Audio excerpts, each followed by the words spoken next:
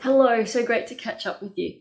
And today I wanted to speak to you about vitamin D and the importance of it, but it's about the hype that's happening with vitamin D at the moment. You see, with the current viral infections circulating the world, there's a lot of hype about how people should be taking vitamin D. And I've had a few clients that are taking quite high doses of vitamin D without really any form of seeing where their vitamin D levels are at. So what I wanted to do today is address with you what vitamin D does or how it's related to the current viral situation, because I won't go into all of the aspects of vitamin D because it affects 900 genes, but particularly it's involved with the immune system, and that's why there's so much hype at the moment.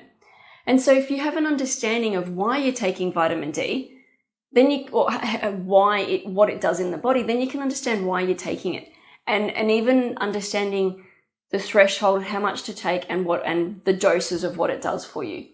So you see that vitamin D has lots of different actions. Like I just said, affects about 900 genes, but primarily at the moment, we're looking at it for immunity and protecting against viral infections. But firstly, what I wanted to strongly suggest, is that anyone taking vitamin D get a blood test. Get a blood test to see where your levels are at in your body, and that will determine how much vitamin D you need to take.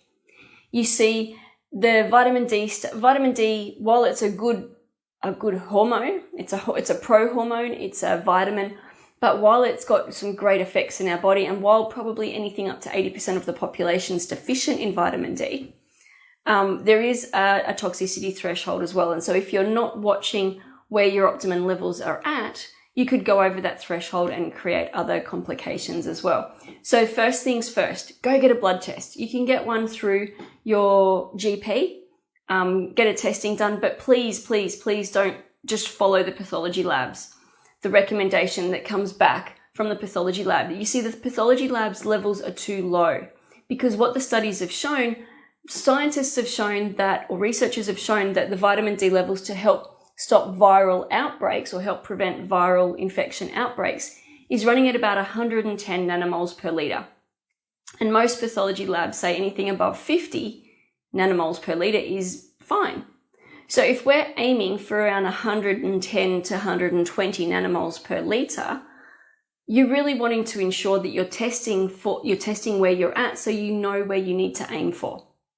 Imagine having a bow and arrow and not knowing where the target is that you need to send your arrow into. So you want to have a target and you want to know how to get there. And by knowing where your levels are at, we can then devise the amount of vitamin D that you should take. And secondly, not all vitamin D supplements are the same. So being very aware of the type of supplement that you're taking and the quality of the vitamin D that you're taking.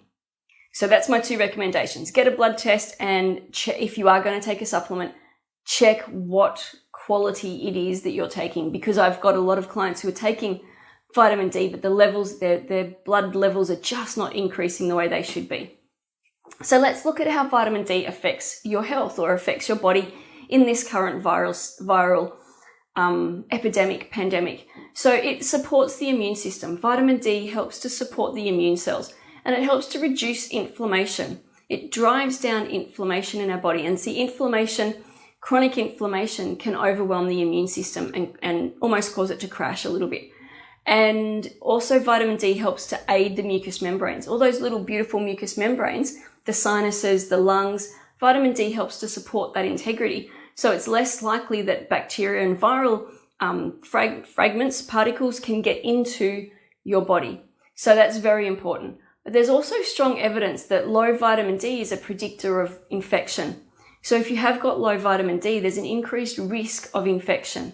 And currently, there's a lot of studies showing that there's an increased risk of infection of COVID, and even the morbidity and mortality rates are increased in the really low levels of vitamin D. So you want to ensure that your status is good to help reduce your risk of infection of all viruses. And vitamin D status, there's a lot of research showing, and this is where I get really excited. There's a lot of research showing that good levels of vitamin D help to stabilize the variety or promote the variety of microbes of the gut flora.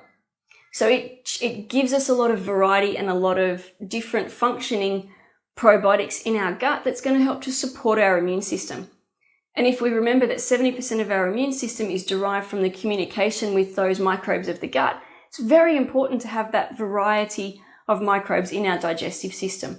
And that's one thing that I see a lot currently in the current climate of the world is people are losing the numbers of microbes or the variety of microbes in their gut. So we want to have variety. We want to have lots of different kinds of good flora in our digestive system, and good vitamin D status has been linked to an increased variety, which is just fabulous to hear.